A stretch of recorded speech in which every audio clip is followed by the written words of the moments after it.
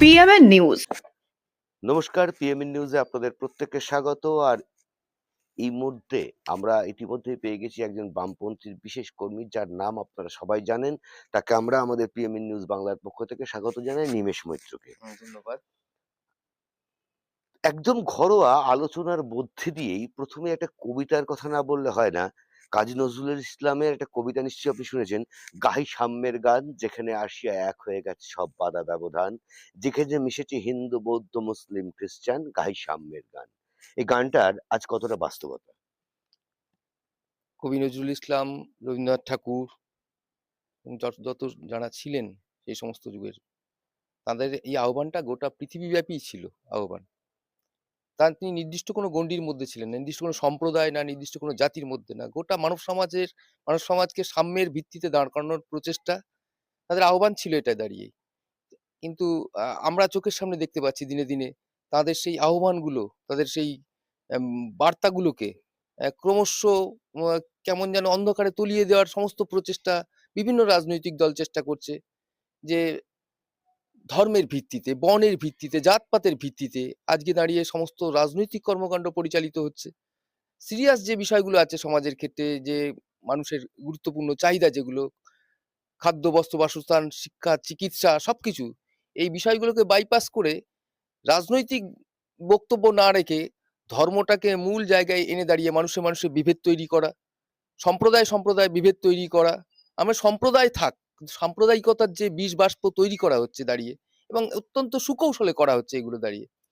রাজনৈতিক মূল যে বিষয়গুলো, যেগুলো নিয়ে মানুষ একটা সমাজ গঠনে, সভ্য সমাজ গঠনে যেগুলো লাগে প্রয়োজন মানুষের, আজকে সেই জায়গাটা দাঁড়িয়ে সব থেকে বেশি সরিয়ে রেখে, সেইগুলো বিষয়গুলোকে সরিয়ে রেখে একদম ধর্মের বিষয়টাকে বিভিন্ন সময় দাঁড়িয়ে, এবং এটা নিয়ে বলতে কোনো অসুবিধা নেই, ভারতীয় জনতা পার্টি তারাও নির্দিষ্ট একটি বিষয় নিয়ে রাজনৈতিক বক্তব্যের পরিবর্তে এই সেগুলোকে সামনে নিয়ে আসছে দাঁড়িয়ে।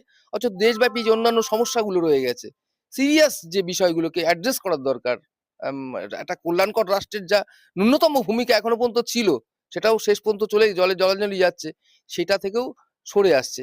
আপনি উল্টো দিকেও দেখবেন যে আম, আমাদের রাজ্যের শাসক দল ঠিকই একই কায়দায় তার বক্তব্যের মধ্যে দাঁড়িয়ে মানুষের যে আজকে কর্মসংস্থানের প্রশ্ন সব থেকে বেশি অবহেলিত, শিল্প, আমাদের শিল্পের প্রশ্নে দাঁড়িয়ে কি ভাবতে চাইছে আগামী প্রজন্মের জন্য। এই যে বাংলার 10 কোটি 10.5 কোটি জনগণ, তাদের ঘরের যে সন্তানরা আছে, তারা বাবা মা অনেক কষ্ট করেই তাদেরকে পড়াশোনা করছেন, মানুষ করার চেষ্টা করছেন, কোন ভবিষ্যতের দিকে তাকিয়ে কি আহ্বান এটা কনস্টিটিউশনাল স্টেটের যিনি গুরুত্বপূর্ণ দায়িত্বে আছেন, তার মেসেজটা কি, এটা তো আমরা সবাই দেখছি প্রতিদিন।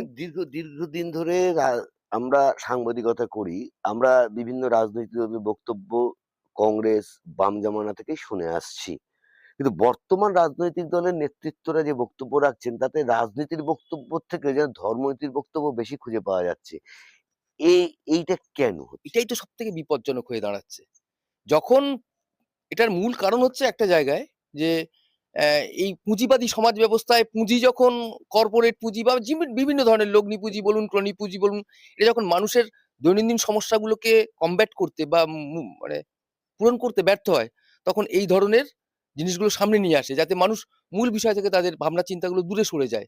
আজকে শ্রম কোড লাগু হলো দেশের মধ্যে দাঁড়িয়ে, পার্লামেন্টে দাঁড়িয়ে সে আইন পাশ হলো দাঁড়িয়ে, শ্রমিকদের অধিকার লঙ্ঘিত হলো, শ্রমিকদের ধর্মঘটের অধিকার, মজুরি বৃদ্ধির অধিকার, আন্দোলন করবার অধিকার, ট্রেড ইউনিয়নের অধিকার, সবকিছু আজকে বিপর্যস্ত হলো।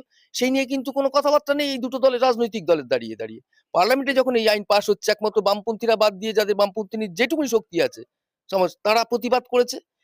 কৃষি আইন যখন দেশের বুকে পাশ হয়েছিল, তখন দাঁড়িয়ে সেই কৃষি আইনের বিরুদ্ধে গোটা দেশব্যাপী কৃষক সমাজ, কৃষক সভা থেকে শুরু করে আরো বিভিন্ন সংগঠন দেশব্যাপী তারা সংযুক্তভাবে প্রতিবাদ আন্দোলন করেছিল। কিন্তু এই দুটো দলের কোনো অস্তিত্ব নেই সেখানে দাঁড়িয়ে।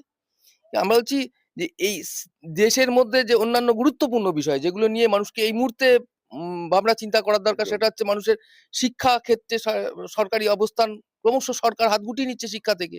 আজকে ইউজিসির প্রায় তুলে দেওয়ার পরিকল্পনা চলছে, এমফিল উঠে গেছে দাঁড়িয়ে, গবেষণা ক্ষেত্রে অর্থ বরাদ্দ ক্রমশ কমে যাচ্ছে। এবং শিক্ষা ক্ষেত্রে আপনি জানেন আমাদের রাজ্যের বুকেও করুণ চিত্র দাঁড়িয়ে, বাইরে দাঁড়িয়ে বড় বোর্ড লেখাটাই সবকিছু ব্যাপার না।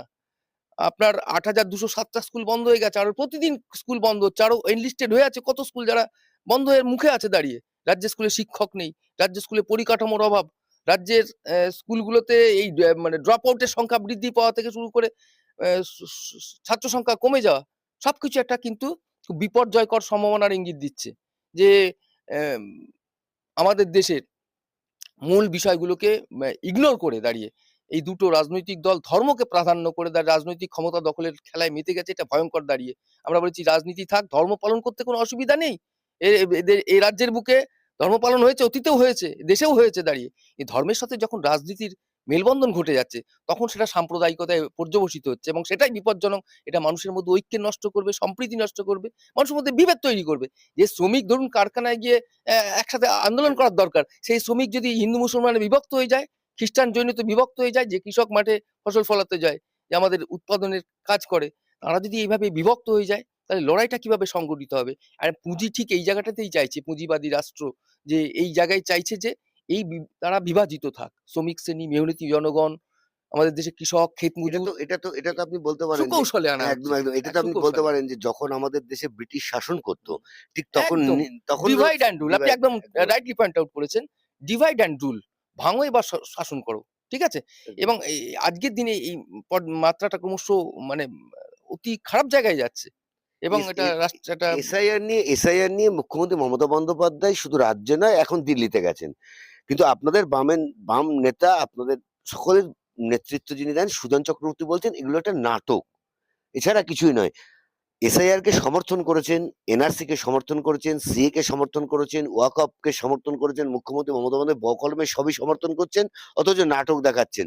ভোটের আগে রাজনৈতিক এইভাবে তরজা মানুষের মধ্যে একটা অন্য মানসিকতা তৈরি করছে না? দেখুন, মানুষকে বোকা ভাবলে খুব বোকামি হবে সেটাই। অনেকে ভাবি যে মানুষ বোকা। আসলে মানুষ বোঝে। তারা বোঝে, সময় মতো তারা সবকিছুই বোঝেন এবং সময় মতো তারা জবাব দেবেন। সময় মতো তারা ইতিহাসও রচনা করবেন। এ নিয়ে কোনো সন্দেহ নেই।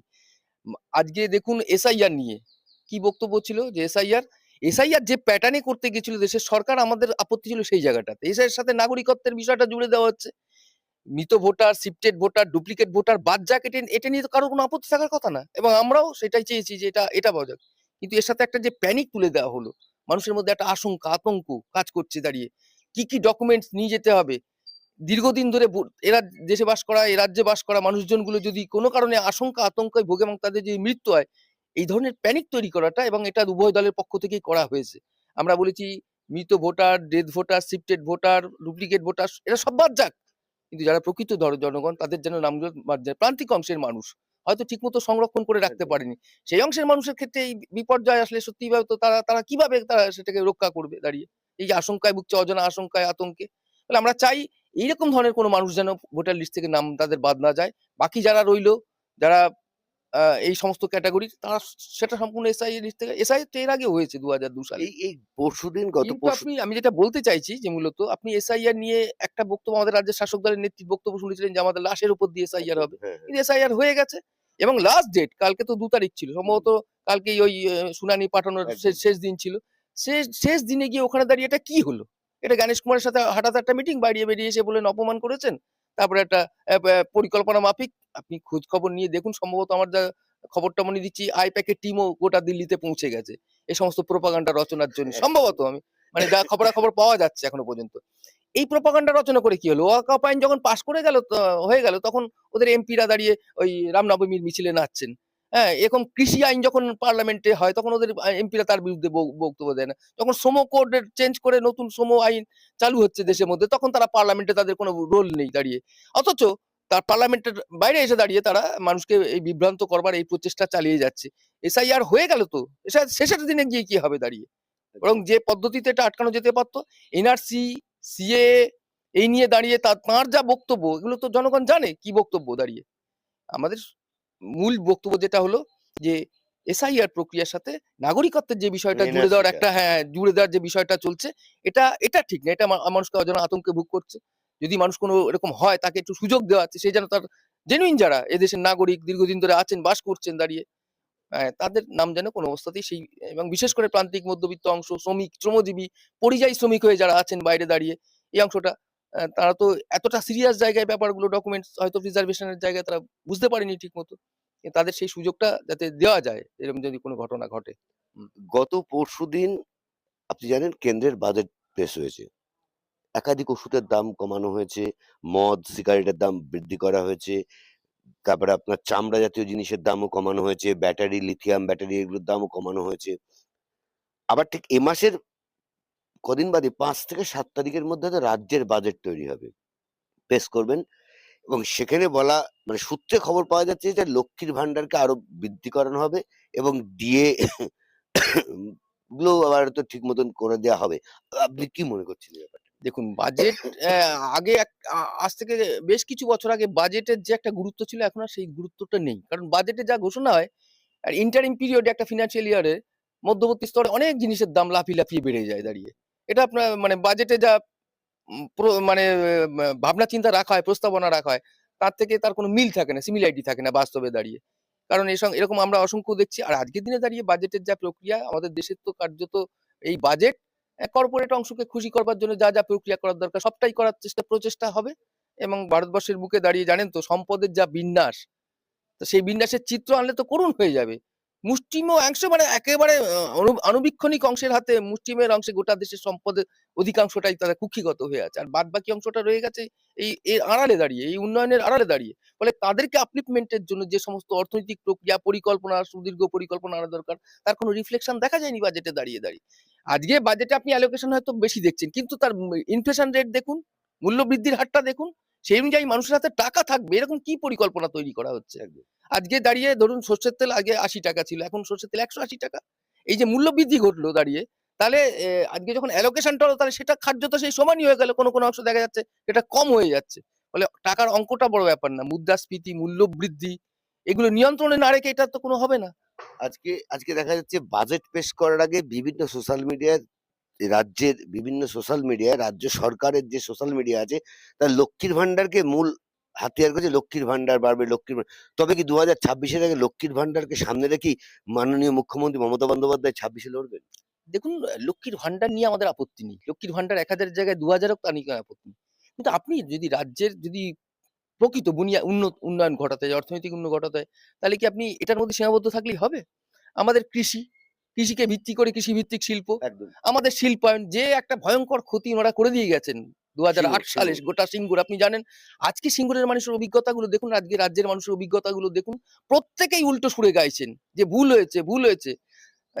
সেই তথাগত রায় যিনি বিজেপির নেতা ছিলেন, রাজনাথ সিং যিনি বিজেপির নেতা ছিলেন, তৃণমূলের তখন তৎকালীন নেতা রবীন্দ্রনাথ ভট্টাচার্য প্রত্যেকেরই একই ব্যাপার যে ভুল হয়ে গেছে আমাদের।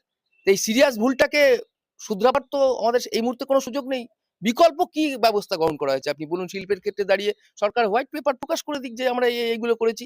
এত বিজনেস সামিট হচ্ছে, গ্লোবাল বিজনেস সামিট হচ্ছে, কোটি, কোটি টাকা সরকারি কোষাগার থেকে বেরিয়ে যাচ্ছে। তার বাস্তবায়নটা কি হচ্ছে দাঁড়িয়ে? কত টাকার বিনিয়োগ হচ্ছে দাঁড়িয়ে? কত এমপ্লয়মেন্ট জেনারেট হচ্ছে? হ্যাঁ, এটা যদি একটা রাজ্যের প্রধানের বার্তা হয় তাহলে একটা যুব জীবনে, ছাত্র জীবনে হতাশা তৈরি হতে বাধ্য দাঁড়িয়ে। আমি ইতিমধ্যেই আমরা কথা বললাম কমরেড নিমেষ মৈত্রের সঙ্গে এবং তিনি আমাদের যে কথা বললেন তাতে সবকিছু নিয়ে একটা কথা উঠে আসলো, লড়াই হোক ভাতের জন্য, জাতের জন্য নয়। ২০২৬ বিধানসভা নির্বাচন যত আসছে রাজনৈতিক পারদ তত উপরে উঠছে। কোথায় কি ঘটছে পুঙ্খানুপুঙ্খ নিয়ে আমরা থাকবো। চোখ রাখুন পিএমএন নিউজ বাংলার পর্দায়, সঙ্গে আমি রয়েছি রাজীব। जनहित से जुड़ी खबरों के लिए पीएमएन न्यूज को लाइक करें, शेयर करें और चैनल को सब्सक्राइब जरूर करें।